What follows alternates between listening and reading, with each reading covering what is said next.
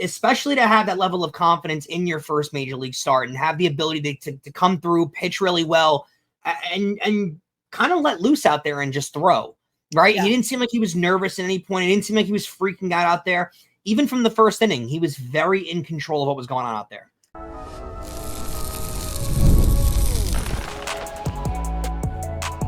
You are Locked On Yankees, your daily New York Yankees podcast. Part of the Locked On Podcast Network, your team every day. Welcome to Locked On Yankees, which is part of the Locked On Podcast Network, your team every day. Thank you for making us your first listen every day. I'm Stacey Gotsoulias. Today's episode is brought to you by Gametime. Download the Gametime app, create an account, and use code LOCKEDONMLB for $20 off your first purchase. With me, as usual, my co-host, Brian McKeon. Brian, hello. Really interesting day. Positives and negatives. We'll get through all of it. It was... If you're an insider, you got a ton of texts from me on Wednesday because of everything that was happening. And if you're not an insider, that's your clue to sign up for the Insiders Club. Exactly. Before we get started, don't forget, subscribe to Locked On Yankees on whichever podcasting platform you prefer. Subscribe to our channel on YouTube, like our videos, hit the bell so you're notified whenever our videos go up. And we have a TikTok page. We're almost at 250 followers, friends. What are they? Followers over there? So I think they're followers there, and we're also now 2,200 subscribers on YouTube just before the show went on today. You mean 9,200? 2,200 was a long time ago. Yeah. 9,200. That's pretty good. So if you're on YouTube, yes, subscribe to our channel. Help us get to 9,300 soon. And if you're on TikTok, follow us at LockedOn_Yankees. On today's show, we'll preview the finale between the Yankees and the Mariners. We're going to discuss the Yankees DFA'ing LeMahieu, which was the most shocking news of the week so far. I mean, the week's not over. So we're going to get more in depth on that in segment 2. But first, we have to talk about Cam Schlittler because what a debut for him. Yeah, so the game ended, and basically the first thing that Aaron Boone said at the press conference was that Cam Schlittler will not go straight to AAA. You've seen this a lot over the years. When a guy gets called up and signs a major league deal, he goes straight back down after he appears. Mainly that's for clerical reasons because they need to get a roster spot open for whatever reason. Like Will Warren last year. Pretty much, yeah. It was on the taxi squad. Yeah. Aaron Boone has said already that Cam Schlittler will stay with the team and he will make another start. More than likely, that's because they plan on keeping him in the rotation and they want him to have, remember, he got to the Bronx yesterday. So I think, or 2 days ago, what they want is him to understand the rhythm of what it's like, what the preparation through the week is like, what the film watching is, what everything is. He'll know when his next start is. He'll know what he's going to be doing, what he's going through. So they want him to be a part of this ball club, which is a positive sign for his future and for the rest of this season, meaning he's probably going to be on this team for the foreseeable future in this season. But an interesting pitcher, and he's got some good stuff, right, Stacey? Yes. Interestingly enough, in the first inning alone, Schlittler threw the six fastest pitches by a Yankee pitcher this season. It's remarkable. He's got such great velocity, and he's still young. Like, if he learns a little more and honestly hits the weight room a little more, he could wind up having a lethal fastball. People compare his stuff to a Tyler Glasnow type. So if you have that kind of fastball with that level of pop on it, you can go a long way in this game. Yeah, his first major league strikeout was Cal Raleigh. Not too shabby. Not too shabby, no. He also hit 100 on the nose. Here, let's put up some numbers for you guys because, as I said, in the first inning, he threw the 6 fastest pitchers by a Yankee this season, but he's also thrown 9 out of the 10 fastest pitches by a Yankee this season. The only person on the list that's not Cam Schlittler is Yerry De Los Santos. So that's pretty impressive. Keep in mind, this is without Luis Heel and Garrett Cole in the rotation all year. Right. Those guys both throw very hard. So that is without those two guys. But, I mean, it's unbelievably impressive, especially to have that level of confidence in your first major league start and have the ability to come through, pitch really well, and kind of let loose out there and just throw, right? Yeah. He didn't seem like he was nervous at any point. It didn't seem like he was freaking out there. Even from the first inning, he was very in control of what was going on out there. Yeah, so he ended up with 7 strikeouts, pretty good. 2 walks. First one was nonsense because the ump screwed him a little bit in that first walk. In my humble opinion, he gave up 2 home runs, but no harm, no foul. The Yankees were scoring on the Mariners, and it was that kind of a game where he could give up 2 home runs and it was okay because the Yankees were doing pretty well on offense, and he ends up with his first major league win. That's pretty cool. I'm shocked that they're doing Seattle here. I honestly am. I didn't think they were going to – I thought they had potential to get swept in this series just because the pitching matchup, they didn't have the advantage. And so far in the first 2 games, their bats have significantly woken up. And the key news that happened earlier today, Stacey, is the Blue Jays lost their game to the White Sox, which they did. That was their first loss in – I think they had 10 in a row. It might have been 11 at this point. They had 10 in a row. They were going for 11. Yeah, and they lost the game to the White Sox, so it was an early afternoon game. They lost 2-1. That's a problem because the Yankees were able to gain a game on the Blue Jays within the divisions. Now it's a 2-game lead. Every game's going to count, so it's one of those things where going into this game 3 of the series, you can't let up against Seattle here. You got to try and go for the win because now you're back a few games, so you kind of need that win. Yeah. So we discussed on yesterday's show how great Cody Bellinger's been, and I didn't realize he was in the midst of a 14-game, or at that point, a 13-game hitting streak. He made it 14 on Wednesday night with an RBI single to open up the scoring for the Yankees. He's crushing it. He's hitting so well. He's so consistent. And even in the midst of this hitting streak going on, you don't even realize that he's going through it. Right. You don't realize that he's going through it at the time of 13-game hitting streak because he's just so consistent out there. It's not a big storyline that it's a 13-game hitting streak. He's been incredible for them. I'm impressed daily with every aspect of his game. Honestly, from the fielding to the base running to the hitting, he's a really, really, really solid player. You know who impresses me now on a nightly basis? Who's that? Jason Dominguez. That running from first to home. We've said it. He's super fast, and his body frame doesn't look like he'd be fast. No. It's almost the Martian nickname almost really works when it comes to watching him run because you would never think a guy built like that is going to move like he moves. Right. And then you watch him run, and you're like, how is he moving that quick? Yeah. He flies out there.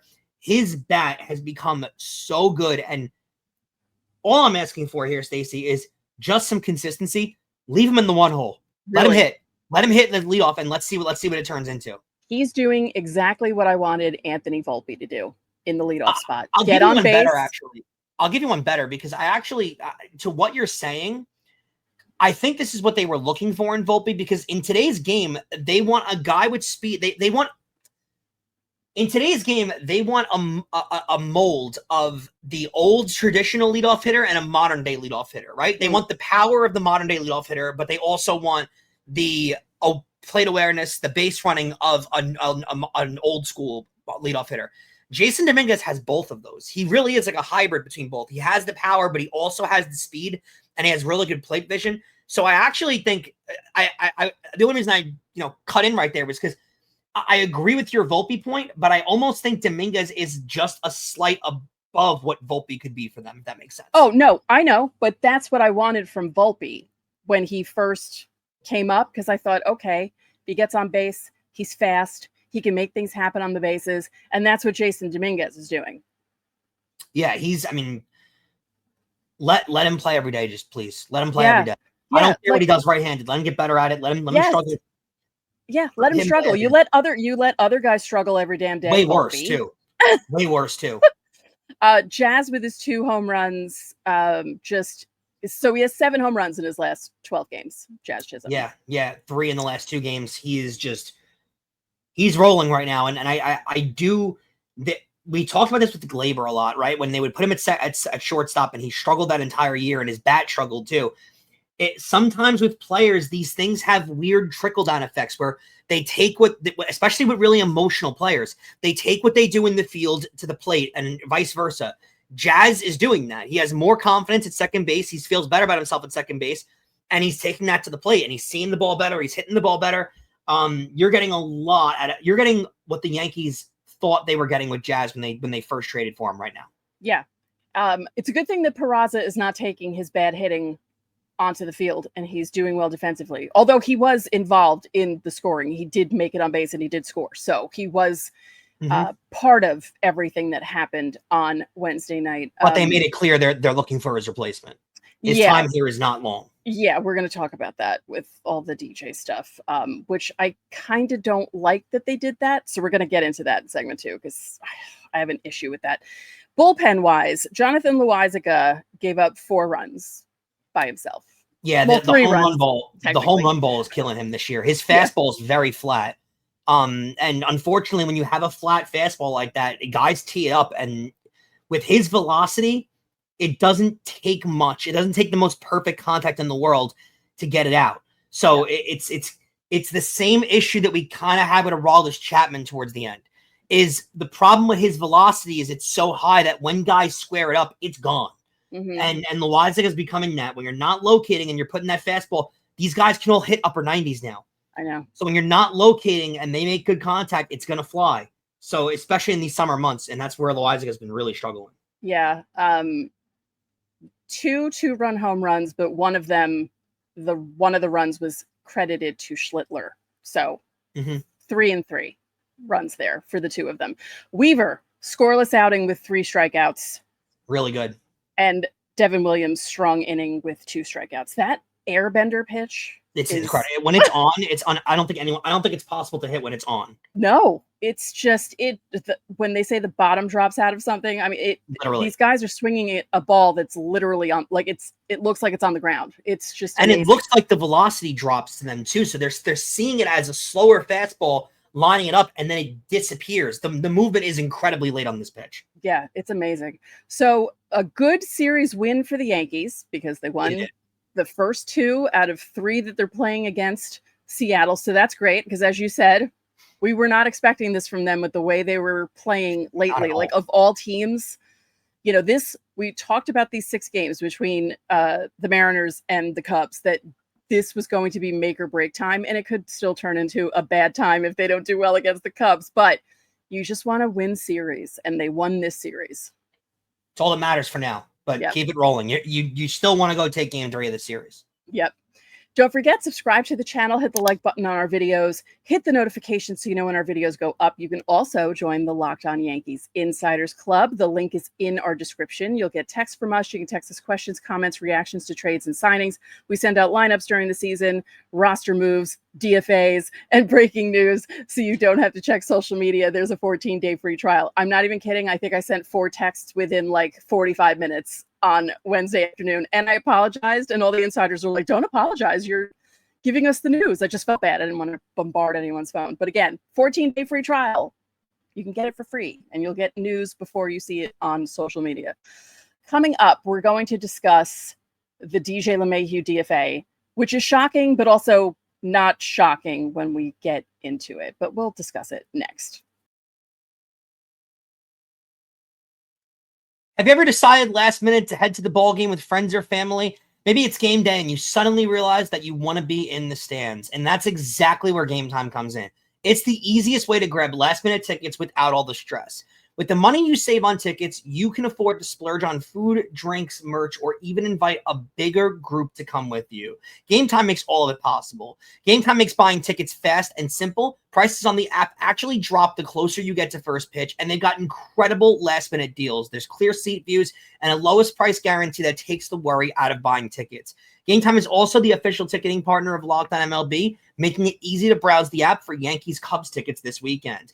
Hit the guesswork out of buying tickets with Gametime. Download the Gametime app today, create an account, and use code LOCKEDONMLB for $20 off your first purchase. Terms apply.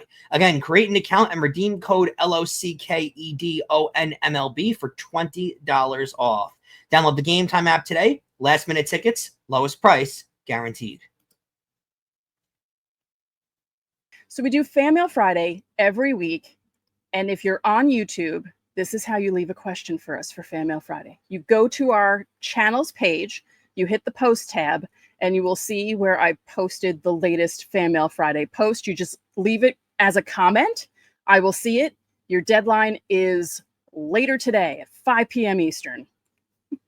So, Stacey, what a day. We were all excited going into this day that Cam Schlittler was going to get his debut, and then we find out midday that DJ LeMahieu has been DFA'd.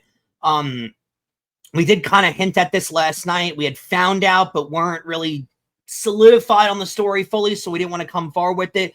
But apparently, from all accounts, DJ LeMahieu threw a fit in the clubhouse when he was told yesterday that he would not be pretty much a full-time player anymore. That he's not fit to play third base. They don't think he's fit to play third base. And the Yankees told him that, and he pretty much reiterated the same thing to the Yankees. And Jazz Chisholm would be going to second base full-time. DJ was not happy about that. Boone did come forward, and his quote was, when they asked how DJ took it, the news, Boone said, not great necessarily, and that's kind of the situation we're in right now. If you know how Boone talks to the media and how he protects his players, that's a damning comment. That's as far as Boone goes when it comes to killing a player.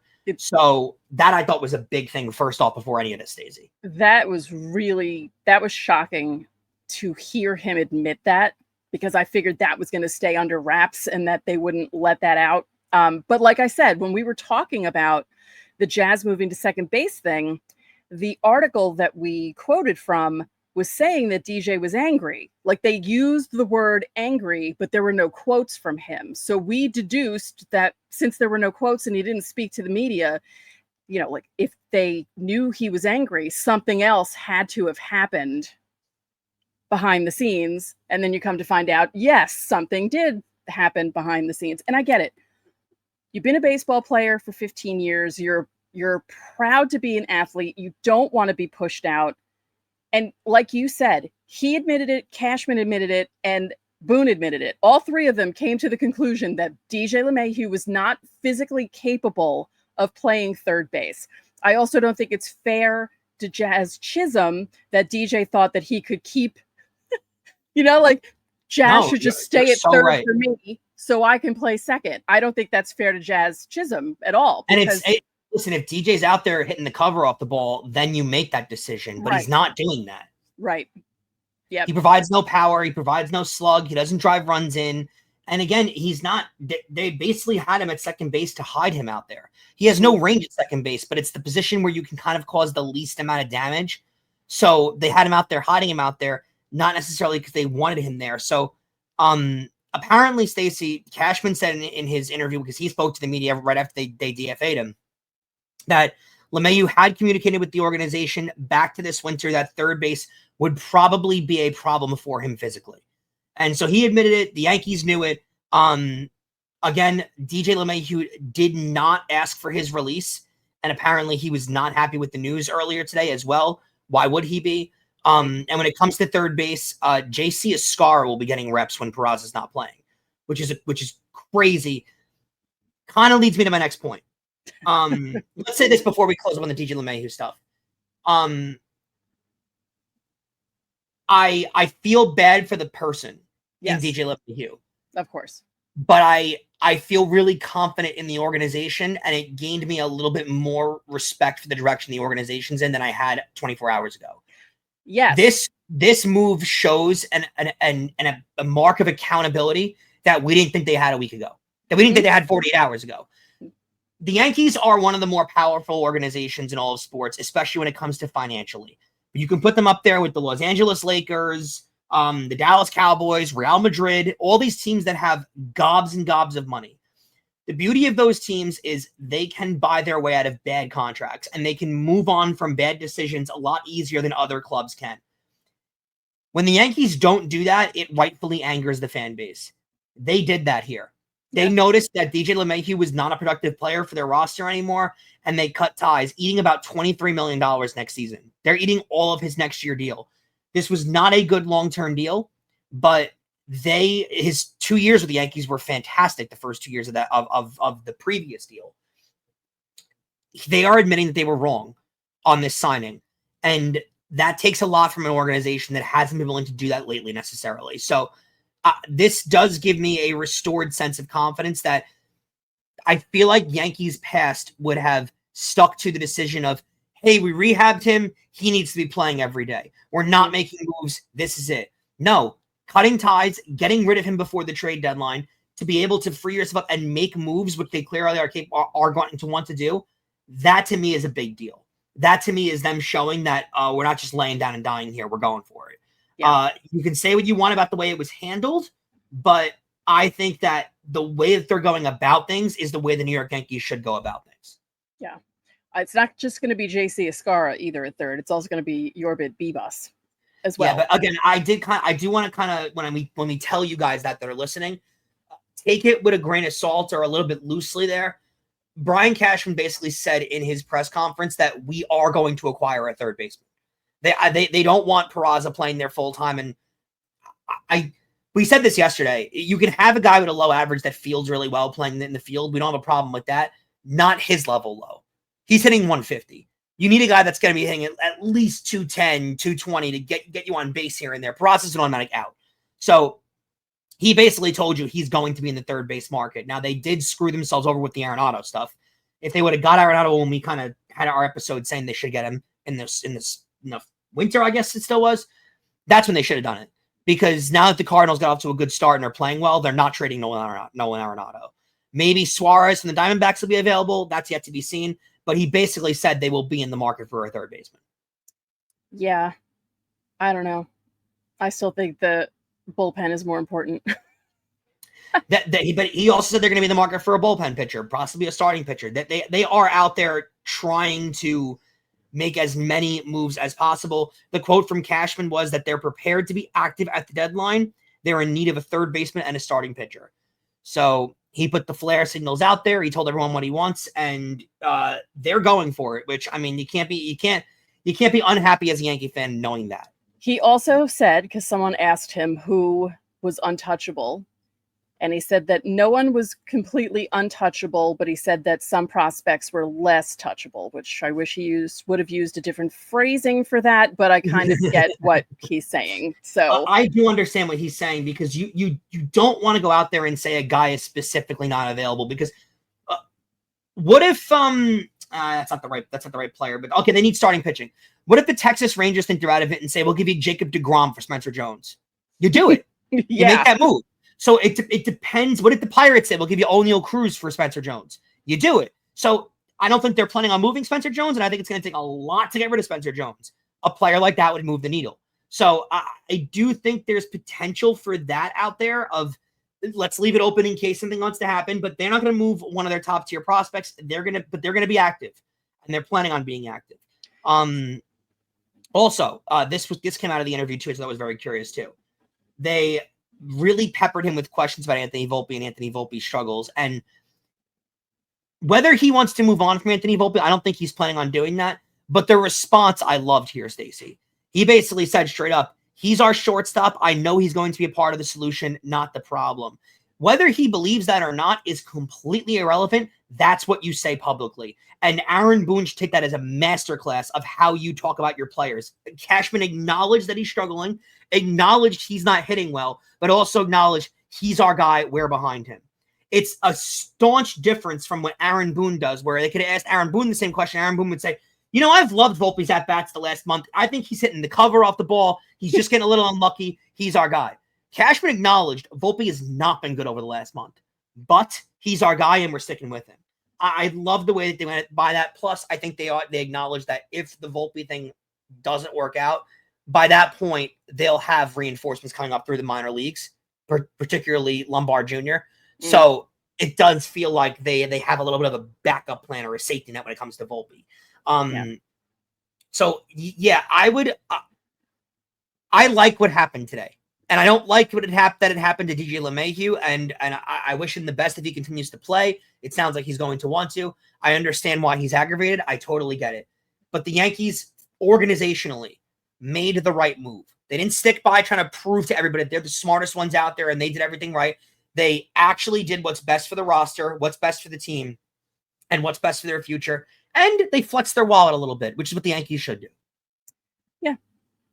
All right, coming up, previewing the pitching matchups in the finale against the Seattle Mariners, and we'll take a look around the league next.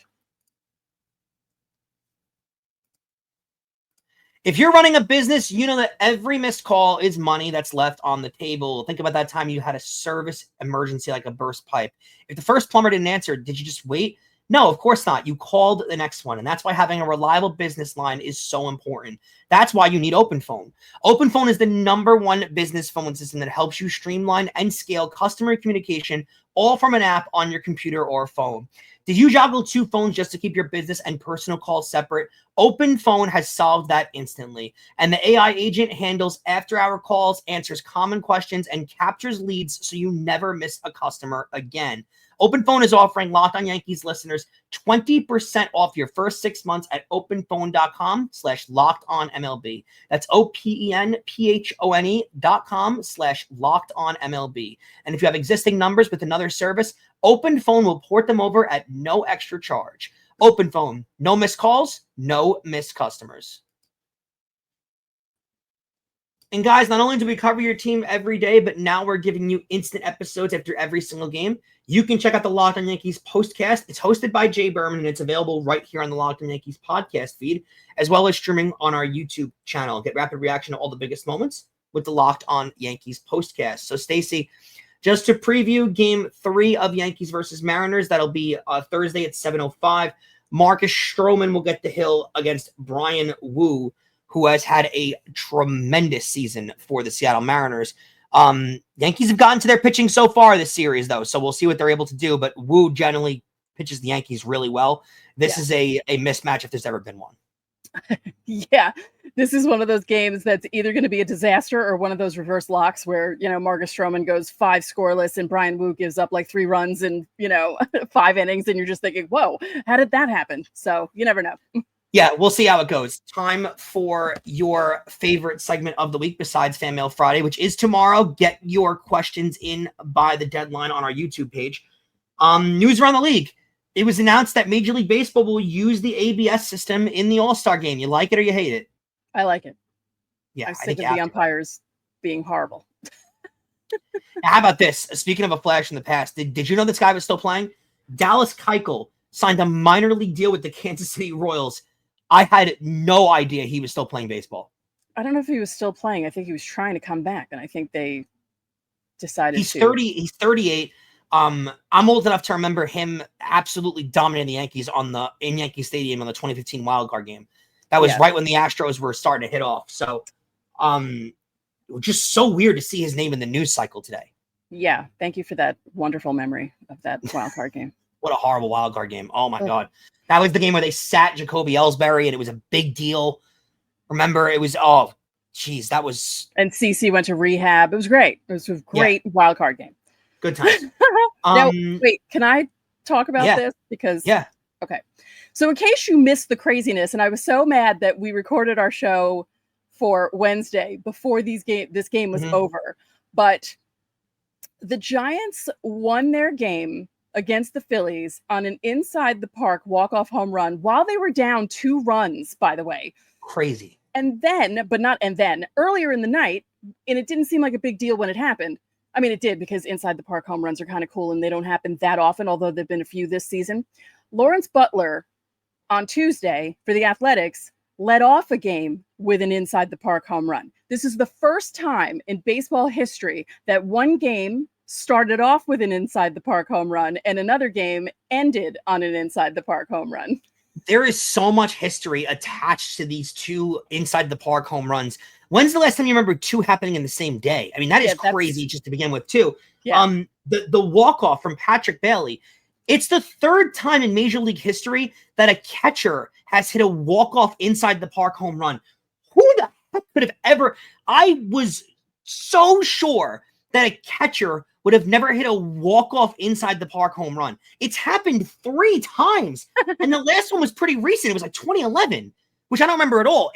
What a crazy, crazy, crazy stat. This was wild. I mean, it did happen in Triples Alley in what's it called now? It's not AT&T Park anymore. Oracle? Whatever is it Oracle now? I think it's Oracle. It might be. I'm not even 100% on that one. That stadium changes names all the time. But what a wild stat. It did hit the wall and bounce in a crazy direction. But like Stacey said, there were 2 guys on. They were down 3-1. That runner was the winning run. Yeah. Unbelievable to watch. It's just one of the craziest things I've ever seen in a game. Yeah. If you're on TikTok, KNBR in San Francisco did a really funny TikTok of the inside the park walk-off home run to Dead or Alive, You Spin Me Round. That's tremendous. It's amazing. Whoever did that needs to get a raise because it's hilarious. But if you're on TikTok, look out for it because it's really, really funny. It is Oracle Park, by the way. You are right on that one. Oh, see, I do know. See, but all these parks change their names so much that I don't know what anything's called anymore. And I call them by their names from 30 years ago because it just makes my life easier. Or from their first name that, because some of these parks aren't 30 years old yet, but you know what I mean? They also valued giving these parks like really good fitting names back in the day. Now they just name them whatever comes to mind. It's whatever advertiser gives them the most money. That's more I was getting at. Yeah. Speaking of money, perfect segue. What a wild story. This would have been the most insane thing that happened in baseball if it weren't for the inside the park home runs. Yeah. Juan Soto was not elected to the All-Star game. And we brought this up. We briefly talked about it. It had a lot to do with his struggling start in April of why he didn't get in. We all understand that, right? Great. Wonderful. They asked him at a scrum after the Mets game about not making the All-Star team. And Juan Soto was annoyed, saying, yeah, well, it's a lot of money that I missed out on. His All-Star game bonus, Stacey, was $100,000. Juan Soto this year is making $46.8 million. But it wasn't about the money. It was about family. It wasn't about the money. It was about family. That's why he went to the Mets. Yeah, he loves Alex and Steve Cohen. They made him feel like family. When I saw that, I was like, yeah, no, it definitely wasn't about the money, right, Juan? No. Very on brand for Juan. Yeah. But give me a break with this. I mean, this is one of the craziest quotes ever.